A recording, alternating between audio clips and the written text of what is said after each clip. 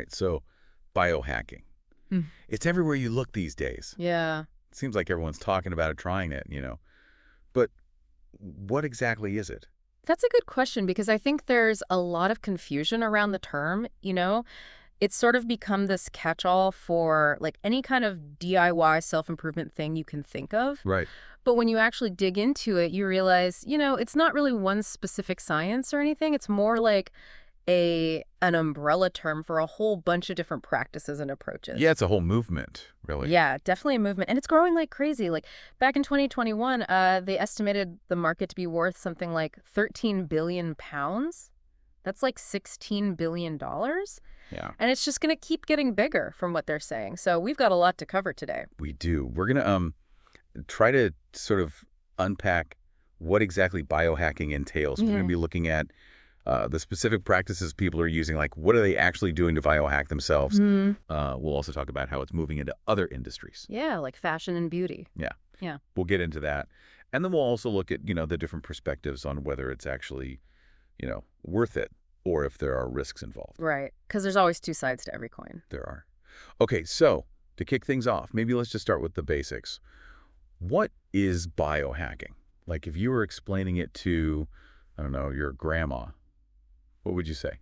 Well, I'd probably tell her, it's all about taking control of your own health and well-being, but in a more like proactive, hands-on kind of way. Okay. Like instead of just going to the doctor when you're sick, Hmm. you're actually making these little tweaks to your like diet, your lifestyle, even the way you think, to try and optimize your body and your mind. Okay, so it's kind of about like being proactive, Yeah. taking responsibility for your health and really trying to understand how your body works so you can improve it. Exactly. Some people call it human enhancement, and Yeah. the goals can be really different for different people. Like some people might just want to fix, I don't know, a specific health problem they have. Right. Others might be more focused on like improving their performance in some area, like, at work or in sports. Mhm. And then you have people who are really interested in like extending their lifespan, like actually trying to slow down aging. Right. So it's a broad spectrum, yeah. And it feels like technology is playing a huge role in all of this, right? Like we've got our smartwatches, our Fitbits. I mean, I'm guessing you've got at least one of those on you right now. Oh, absolutely. I'm fully decked out. Yeah, technology is a big part of it for sure. Hmm. Like those wearables you mentioned, they're giving us all this data about our bodies that we've never had access to before. Your heart rate, your sleep patterns, how many steps you take. And then people use that information to try and tweak their habits, their routines to improve their health. Yeah, it's almost like having a little personal health coach on your wrist. Right. And it's getting even more advanced, isn't it? Like I was reading about these implanted devices. Oh, yeah, the implants. That's the cutting edge. That's where things are going. Like instead of just wearing a device, they're actually putting it inside your body. And that allows them to collect even more detailed, real-time information about how your body's working. It's a little freaky for some people, but for others, it's like the ultimate biohacking tool. Yeah, that's definitely next level. Uh, Okay, so we've talked about, the general idea of biohacking and how technology plays into it. Let's get into the specifics now. What are some of the actual practices that people are using? Well, one that's super popular is fasting. Fasting, like not eating anything. Yeah, exactly. It's not a new idea, of course. People have been fasting for religious and health reasons for centuries. Yeah. But in the biohacking world, it's all about like maximizing the supposed benefits of fasting. Like there's this idea that it can reset your metabolism, help with weight loss, even improve your brain function. So is there any like actual science to back that up? There actually is, I mean, not all the claims are like fully proven, but there's a growing body of research that suggests that fasting can be beneficial in certain ways. Okay. Like there are studies that it can help regulate blood sugar, lower your risk of heart disease, and even maybe protect against some types of cancer. Interesting. So it's not just some crazy fad, there's some real potential there. Okay, so fasting. What else are biohackers into? Another big one is nootropics. Nootropics. Yeah, they're also known as smart drugs. Smart drugs. Yeah, they're basically substances that are supposed to enhance your brain function, like improve your memory, your focus, your creativity. And what are these, like pills or potions or something? Well, it can be a lot of different things. There are like natural nootropics, like certain herbs and supplements. Right. And then there are like synthetic ones, which are more like pharmaceutical drugs. Gotcha. So things like caffeine would fall into the natural category. Right, exactly. Caffeine's a classic nootropic. It helps you wake up, stay alert, focus better. But then you have things like racetams, which are synthetic compounds that are supposed to boost your cognitive function. And then there are even prescription drugs like, Adderall and Ritalin that some people use off-label as nootropics. Hmm. That sounds a little risky, though. It can be, I yeah. mean, those are powerful medications. They are, and they should only be used under the supervision of a doctor, if you have a legitimate medical reason. But yeah, some people in the biohacking community, they experiment with them for like cognitive enhancement, even though it's not approved for that. Yeah, I'd be a little cautious about that. Definitely. There can be side effects, and it's not something to mess around with. Okay, so we've got fasting, nootropics. You mentioned wearable technology earlier. Yeah. That's a big part of biohacking too, right? Huge. Like, it's become so mainstream now. Yeah. Everyone's got their, Apple Watch or their Fitbit tracking their steps, their sleep, all that. And it's not just about fitness anymore either. No. Like, there are wearables that can track your blood sugar, your heart rate variability, even your menstrual cycle. So it's giving people a lot more data about their health, which is a big part of the biohacking philosophy. Right. Like the more you know about your body, the more you can optimize it. Exactly. Knowledge is power, right? Right. Okay, so those are some of the specific practices that people are using. Now, I know there are also like different types or categories of biohacking itself. Can you break those down for us? Yeah, sure. So one that's really interesting is DIY biology, also called garage biology. It's basically this idea of like taking science out of the lab and putting it into the hands of everyday people. Okay. Like you have these scientists who are sharing their knowledge and techniques with non-experts, and people are setting up little labs in their garages or basements and doing their own experiments. Well, that's kind of cool. Yeah, it's this whole citizen science movement. Mm-hmm. And it's not just like tinkering around for fun. No. No. People are doing some pretty sophisticated stuff, like they're engineering bacteria, working on new ways to grow food, even experimenting with gene editing. It's pretty wild. That is wild. So it's kind of like a democratization of science in a way. Exactly. It's about making science more accessible, more open, and who knows, maybe some of these garage biohackers will make the next big breakthrough. That'd be amazing. Yeah. Okay, what about the other types? Another one that's getting a lot of attention is nutrigenomics.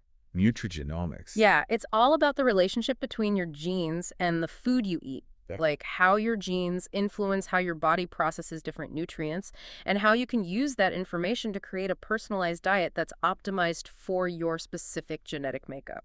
So it's like tailored nutrition based on your DNA. Exactly. And Yeah. there are companies now that offer like genetic testing and then give you like a personalized nutrition plan based on your results. Oh, that's pretty futuristic. It is. And it's getting more and more popular. Okay, so that's nutrigenomics.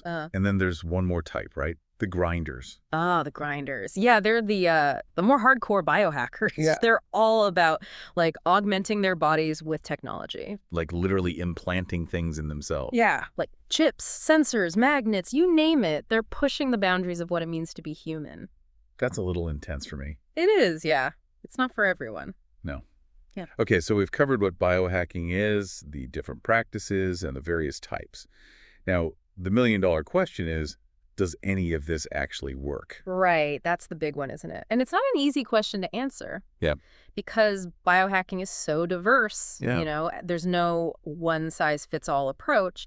And a lot of it is still pretty experimental. So it's hard to say definitively what works and what doesn't. Yeah, there's probably not a lot of, like, rigorous scientific research on all of this, right? Right. I mean, there are some areas where there's more research than others, like with fasting, for example. There have been a lot of studies on the health benefits, and there's definitely evidence to suggest that it can be good for you, in certain ways. Mm-hmm. But then you have things like nootropics, where the research is a lot more mixed. Okay. And then there are all these like DIY biohacking experiments that people are doing where there's really no scientific oversight at all. So it's kind of a buyer beware situation, Right. You got to be careful. You do. You got to do your research, be critical of what you read online, Right. and not just believe everything you hear. Exactly. So Yeah. some things might work, some things might not. Yeah. And there's always the potential for risk. Right. Absolutely. I mean, anytime you're messing around with your biology, there's a chance that something could go wrong. Yeah. Like with fasting, for example, if you don't do it properly, you could end up with nutrient deficiencies or other health problems. Mm-hmm. And with nootropics, Some of them can have pretty serious side effects, especially if you're taking high doses or mixing them with other substances. Right. And then with DIY biology, I mean, there's the potential for like contamination, accidents, even creating something dangerous if you don't know what you're doing.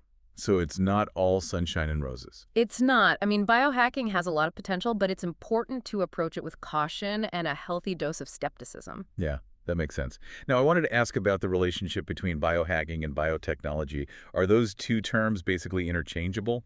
Not really. I mean, they're related, but they're not the same thing. Okay. So biotechnology is like a formal scientific field, It's about using living organisms or their parts to create products or solve problems, like developing new drugs, creating genetically modified crops, that kind of thing.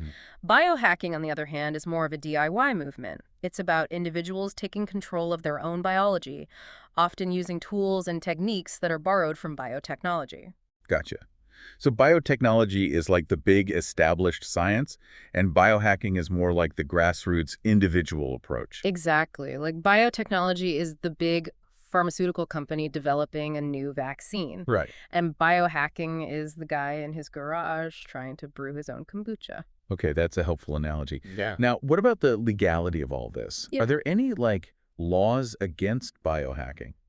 It's a little bit of a gray area, to be honest. Mhm. Like most of the basic biohacking practices like fasting or taking supplements, those are perfectly legal. Okay. But when you start getting into things like, gene editing or implanting devices in yourself, that's where the laws start to get a little murky. And it varies from country to country, too. Like Right. in the US, there's not a lot of specific regulation around DIY biohacking. Okay. But there are some things that are definitely illegal, like, creating bioweapons or releasing genetically modified organisms into the environment. Yeah, that makes sense. So it's a bit of a Wild West out there. It is.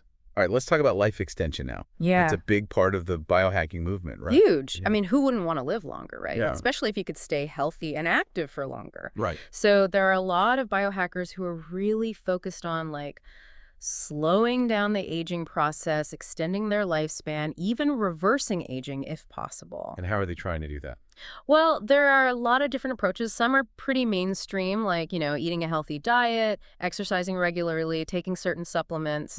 But then you have the more experimental stuff, like some people are experimenting with blood transfusions, using young people's blood to try and rejuvenate their own bodies. Wow, that's pretty out there. It is. And then there's gene editing, which is the holy grail of life extension. The idea is that if we can edit our genes, we can potentially fix the things that cause us to age in the first place. Yeah, but that's still a long way off, isn't it? It is, but it's definitely an area that a lot of biohackers are really excited about. I bet. So it seems like there's a lot of hope, but also a lot of hype around life extension. Definitely. I mean, it's a really complex area, and there's still a lot we don't know about aging. Right. But there's definitely a lot of potential there, and it's something that a lot of people are willing to invest time and money into. Okay, so life extension's a big one. Yeah. Now, I was surprised to see how biohacking is starting to show up in the fashion and beauty industries. Oh, yeah, it's making its way in there for sure. Yeah. Fashion and beauty have always been about, enhancing your appearance, right? Mhm. But now it's going beyond that. It's about, enhancing your biology, your health, your longevity. So it's like beauty from the inside out. Exactly. And some of the big names in fashion are really embracing it. Yeah. Like Victoria Beckham, she's super into all the latest biohacking trends. She does, detox strips, LED light therapy, Right. cryotherapy. And Marc Jacobs is a big fan of hyperbaric oxygen therapy. And then you have designers like Mara Hoffman and Rebecca Minkoff who are incorporating wellness retreats and holistic health practices into their brands. Interesting. So it's not just about looking good on the outside anymore. No, it's about feeling good on the inside too. Mm. And that's translating into the products and services that these companies are offering. How so? You have brands like Stella McCartney launching lines of vegan supplements that are supposed to boost your skin's elasticity and hydration from within. Okay. And Dior Beauty has this high-end skincare program that's based on regenerative medicine principles. Yeah. And even Hermes has a fragrance that's marketed as supporting cellular vitality. Wow, that's amazing. It's a whole new way of thinking about beauty. It is. Okay, but not everyone is on board with this whole anti-aging, longevity-obsessed mindset, right? Right. There's definitely a counter movement, you could say. Yeah.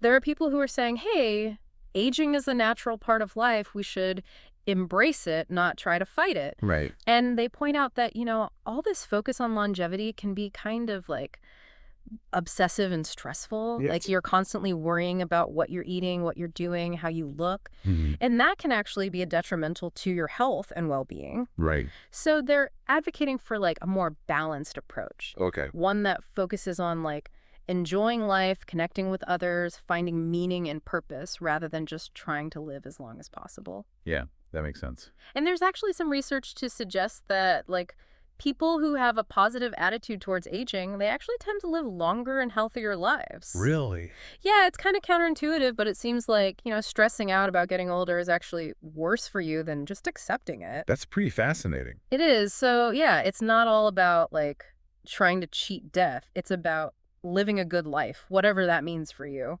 Right.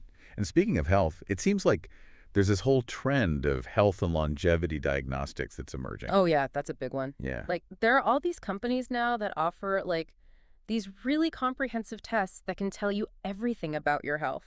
Like what kind of tests? Well, there are blood tests, of course, that can measure like your hormone levels, your cholesterol, all that. Mm-hmm. But then you have things like fecal microbiome analysis, which looks at the bacteria in your gut, Okay. and full body scans using like MRI technology that can look for early signs of disease. Wow. That's a lot of information. It is, and some people are really into it, They want to know everything about their bodies so they can optimize their health. I can see the appeal, but it also seems like it could be a little overwhelming, maybe even anxiety-inducing. It can be, yeah. I mean, getting all this data about your body can be empowering, but it can also be a bit of a burden. Like, what if you find out you have some genetic predisposition for a certain disease? Or what if your microbiome test shows that you have an imbalance of gut bacteria? Right. It's a lot to process, and it can be hard to know what to do with all that information. And is it even always accurate? I mean, I've heard that some of these tests can be unreliable. Yeah, that's true. I mean, some tests are better than others. Mm-hmm. And it's important to do your research and make sure you're using a reputable company. But even then, there's always a margin of error. Right. And it's important to remember that, a test is just a snapshot in time. It doesn't necessarily tell you the whole story about your health. Yeah, that's a good point. So yeah, health and longevity diagnostics, they can be a useful tool, but they're not a magic bullet. No. Yeah. Okay, let's circle back to the beauty industry now. Yeah. You mentioned this idea of the beauty span earlier. Right.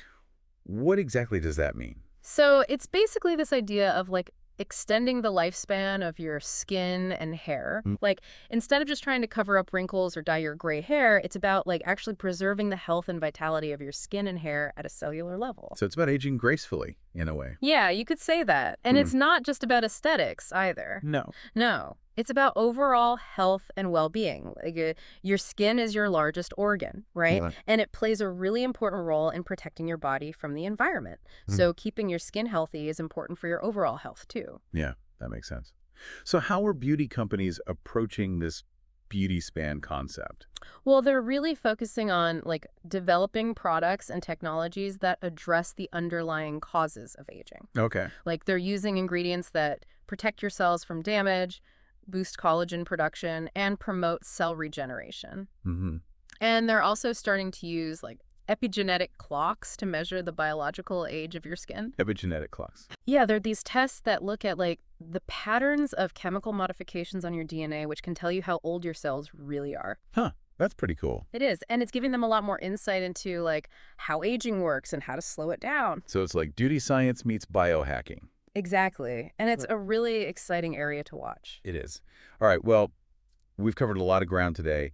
Biohacking is clearly a complex and multifaceted phenomenon. It is, yeah. It's a whole world in itself. It is. And it raises a lot of interesting questions about, the future of health, beauty, even what it means to be human. Right. Like, where's the line between, enhancing ourselves and, like, playing God? Yeah, that's a big one. It is. And it's something we need to be having a conversation about as a society. Absolutely. So as we wrap up this deep dive, we want to leave you with a question to ponder. Yeah. Given everything we've discussed, what does a personalized and sustainable approach to well-being and longevity look like for you? Beyond all the trends and the hype, what truly resonates with you as a meaningful way to invest in your health and your future? That's a great question to leave people with. It is. All right, thanks for joining us on the deep dive. Hmm. We'll see you next time.